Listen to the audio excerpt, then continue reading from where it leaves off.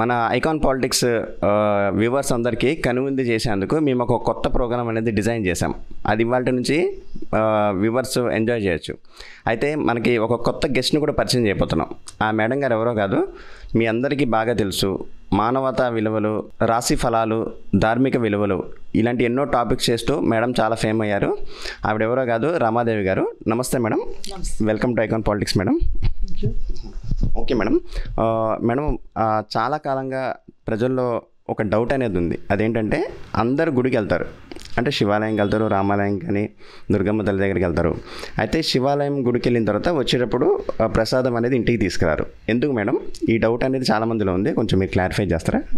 విఘ్నేశ్వర షణ్ముఖ పార్తీ సమేత పరమేశ్వరాయన్ మహా.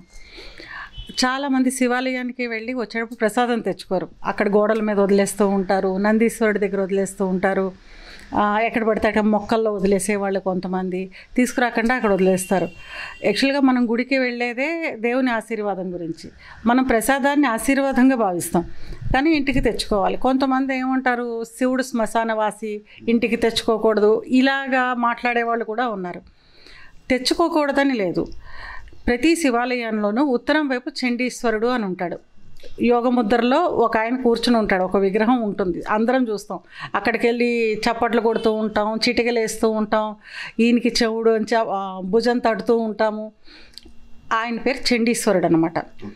ఈ దేవాలయంలో, శివాలయంలో వచ్చిన శేషభుక్తాలు, దాన్ని ఏమంటారు, శివాలయంలో శివుని ఆస్తులు అంతటికీ కూడా ఆయనే అధిపతి.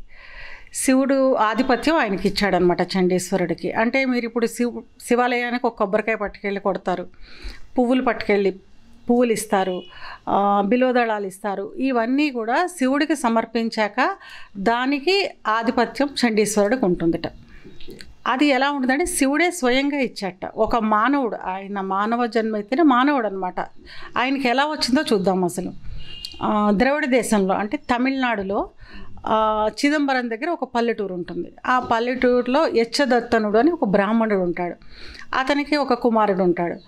ఇదివరకు రోజుల్లో కూడా ఇప్పుడు కూడా అదే శాస్త్రం. 7 సంవత్సరాలకి ఒడుగు చేసేసి వేదం నేర్పిస్తారనమాట. 7వ సంవత్సరం రాగానే ఆ పిల్లవాడికి ఒడుగు చేసేసి వేదం నేర్పిస్తారు. చాలా లయబద్ధంగా వేదం చదవగలడు ఆ పిల్లవాడు. మహాశివభక్తుట. శివుడు అంటే ఇంకా అమితమైన భక్తి అనమాట. ఇవన్నీ ఉండడం వల్ల చాలా ధార్మికంగా జీవిస్తూ ఉంటాడు. మహాశివభక్తుడు అబ్బాయి వేదాన్ని ఇంత లయబద్ధంగా పఠిస్తూ ఉండడం వల్ల పాపభీతి, పాపం, పుణ్యం అన్నీ తెలుసు చిన్నపిల్లవాడైనప్పటికీ కూడా. ఒకరోజు రోడ్డు మీద వెళ్తూ ఉంటే ఒక గోవుల కాపరి, అంటే ఆవుల్ని కాస్తాడు కదా, ఆవుల్ని కాసేవాడు ఆవుల్ని కొడతాట. కొడితే అబ్బాయికి కోపం వస్తుంది. కోపం వచ్చి చెప్తాడనమాట, సకల దేవత నిలయము గోవు అనేది, అంటే గోవులో సకల దేవతలు నివసిస్తూ ఉంటారు. అలాంటి గోవుల్ని కొట్టడం మహాపాపం కదా, నీకు గోవుల్ని కాయడం రాకపోతే నేను కాస్తాను, నేను కాసి నేను వాటికి మేత పెట్టించి నేను ఇంటికి తీసుకొచ్చి దింపుతానని చెప్తే, ఈ అసలే కోపంగా ఉన్నాడు కదా పశువుల కాపరి, సరే అయితే నువ్వే కాయి అంటాడు. అంటే ఇంటికి వచ్చి తండ్రి దగ్గర అనుమతి తీసుకుని ఆ గోవుల్ని కాస్తాడు.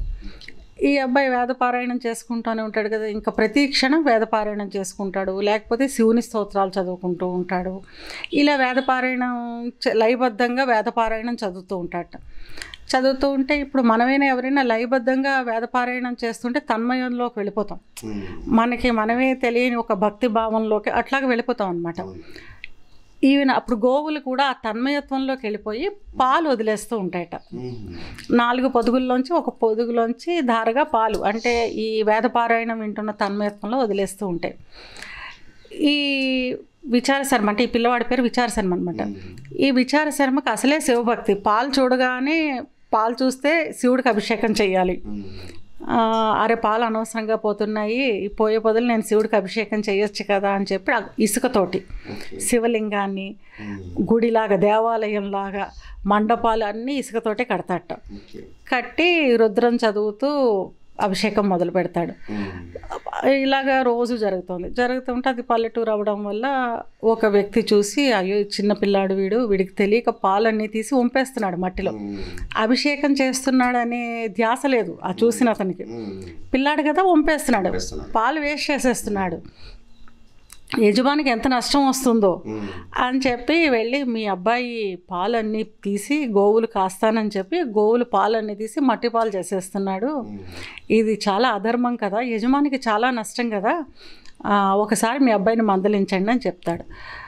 ఈ తండ్రి యచ్చదత్తనుడు ఏంటి, మందలించే కంటే అసలు అక్కడ ఏం జరుగుతుందో వెళ్ళి చూద్దాం అనుకుంటాడు. అని పిల్లాడి కంటే ముందరే వెళ్ళి ఒక చెట్టు మీద కూర్చొని కనిపించకుండా చూస్తూ ఉంటాడు. విచారశర్మ రోజులాగే వచ్చాడు, వేదపారాయణ మొదలుపెట్టాడు. ఆ ఆవులన్నీ ఒక పొదుగులోంచి పాలు వదిలేయడం మొదలుపెట్టాయి. ఆ పాలన్నీ పట్టుకుని ఈ ఇసుకతోటి మళ్ళీ మండపాలు ఏర్పాటు చేసి శివలింగం ఏర్పాటు చేసి రుద్రం మొదలుపెట్టి అభిషేకం చేశాడు. తండ్రి ఈ పిల్లాడు రుద్రం చదువుతున్నాడు, అభిషేకం చేస్తున్నాడు, ఇదంతా గ్రహించుకోలే.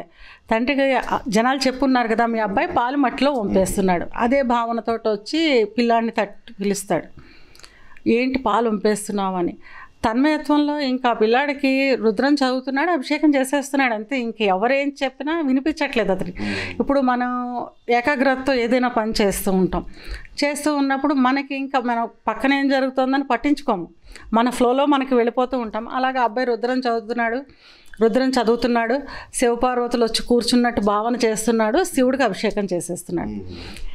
ఈ చేసేయడంలో ఇంకా తండ్రి ఎంత పిలిచినా పట్టించుకోకపోతే తండ్రికి కోపం వచ్చి ఆ పాల కుండలని ఆ ఇసుకతో చేసిన శివలింగాన్ని కాలుతో ధ్వంసం చేసేస్తాడు. చేసేసరికి విచారశర్మకి చాలా కోపం వస్తుంది. తన శివారాధనకి అడ్డం వచ్చాడు. ఇంకా అది తండ్రి చేశాడా వేరే వాళ్ళు చేశారా అది ఏది చూడకుండా పక్కన గొడ్డలుంటే గొడ్డలతో కాళ్ళు నరికేస్తాడు. కాళ్ళు నరికేసేసరికి అధిక రక్తస్రావం అయ్యి తండ్రి మరణిస్తాడు. మరణించాక స్పృహలోకి వస్తాడు. అయ్యో నేను ఇంత పాపం చేశాను, నా తండ్రిని నేనే చేతులతో నరికేశాను, ఏదైనా నా తండ్రి చేసింది కూడా తప్పే. శివుంటి కాలుతో చొన్నడం అనేది చాలా తప్పు, శివారాధన ఆపడం అనేది మహా అపరాధం. ఇంకా దీనికి దారి చూపించని చెప్పి శివుణ్ణి వేడుకుంటే అప్పుడు అతను చేసిన మట్టి ఇసుకతో చేసిన శివలింగంలోంచి శివపార్వతులు ప్రత్యక్షమవుతారు. అయ్యి అప్పుడు చెప్తాడనమాట, నువ్వు ఏది చేసినా నా భక్తితోటే చేశావు, నా మీద అభిమానంతో ప్రేమతోటి భక్తితోటే చేశావు కనుక ఎవరికి ఇవ్వని వరం నీకు కొట్టిస్తున్నాను, నా కుటుంబంలో నా పుత్రుల తర్వాత స్థానం నీకు ఇస్తాను అంటే కుమారస్వామి విఘ్నేశ్వరుడు తర్వాత స్థానం నీకు ఇస్తాను అని చెప్తాట. అని చెప్పి అప్పుడు ఏ పురుషుడికైనా ఉచ్చిష్టము అంటారు, శ్వేతభుక్తము అంటారు, శేషభుక్తము అంటారు. శేషభుక్తం అంటే ఏంటంటే అతను తినగా మిగిలిన పదార్థము, భుజించగా మిగిలిన శేషం అన్నమాట. ఆ శేషభుక్తాన్ని ఏ పురుషుడిదైనా శేషభుక్తం అర్హత అధికారం భార్యకు మాత్రమే ఉంటుంది. ఆ అధికారం పిల్లలకు కూడా ఉండట. దానన్నిటి మీద హక్కు భార్యకే ఉంటుంది శేషభుక్తాల మీద. అలాంటి శేషభుక్తాల మీద భార్యకు ఉండే అధికారాన్ని హక్కుని నేను నీకు ఇస్తున్నాను అంటట. అంటే పార్వతీదేవికి ఉన్న హక్కు అధికారాన్ని ఈ విచారశర్మకి ఇచ్చేస్తాట. చండీశ్వరుడు అని నామకరణం చేస్తాట. నా పేరును కూడా కలుపుకొని ఈశ్వర నామంతో చండీశ్వరుడుగా నా ప్రతి దేవాలయంలోనూ అంటే నా పక్కనే నాకు ఉత్తరం దిక్కున ప్రతి దేవాలయంలోనూ ఉత్తర దిక్కునే ఉంటుంది. సోమసూత్రం అంటారనమాట. శివాభిషేకం చేశాక శివాభిషేక జలం అవన్నీ వెళ్తాయి. ఉత్తర దిక్కులో చండీశ్వరుడిని కూర్చోబెట్టట. అక్కడ చండీశ్వరుడు కూర్చుంటాట. కూర్చుని వీటన్నిటికీ అధికారం ఉంటా. మీరు శివాలయంలో ఒక పువ్వు ఇవ్వండి, ఒక బిల్వదళం ఇవ్వండి, ఒక కాయ ఇవ్వండి, ఒక కొబ్బరికాయ కొట్టండి, ఏం కొట్టినా శివుడికి మీరు సమర్పించిన ప్రతి దానికి హక్కు అధికారం చండీశ్వరుడికి.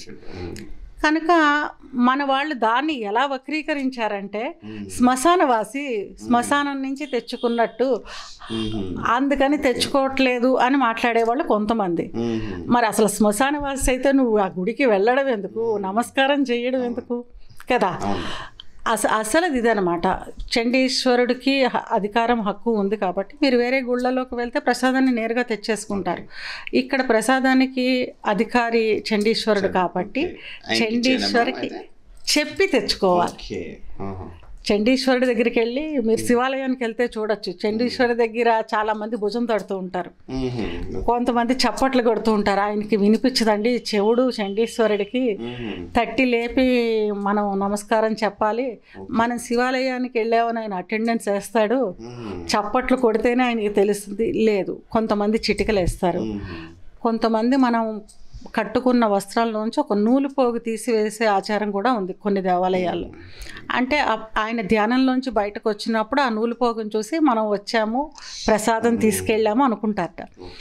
అలాగే చండీశ్వర దగ్గరికి వెళ్ళి మీరు ప్రసాదాన్ని నేను తీసుకెళ్తున్నాను అని చూపించి తెచ్చుకుంటే చాలు, అంతేగాని అక్కడ వదిలేసి రాకూడదు. మనకి సత్యనారాయణ స్వామి వ్రతంలో, సత్యనారాయణ స్వామి వ్రతంలో కూడా చెప్తారు, ప్రసాదం వదిలేయడం వల్ల ఇలాంటి ఇబ్బందులు జరుగుతాయి అని వ్రత కథలో కూడా ఉంటుంది. అలాగే ఏ దేవాలయానికి వెళ్ళినా కూడా ప్రసాదం వదిలేయమని ఎక్కడా చెప్పలా, అది తెచ్చుకోవాలి. ఎందుకంటే దేవుని ఆశీర్వాదంగా మనం భావిస్తాం ప్రసాదం అనేది. చండీశ్వరుడికి చెప్పి తీసుకురావాలి దాన్ని. ఓకే, థ్యాంక్ యూ మేడం, చాలా బాగా వివరించారు.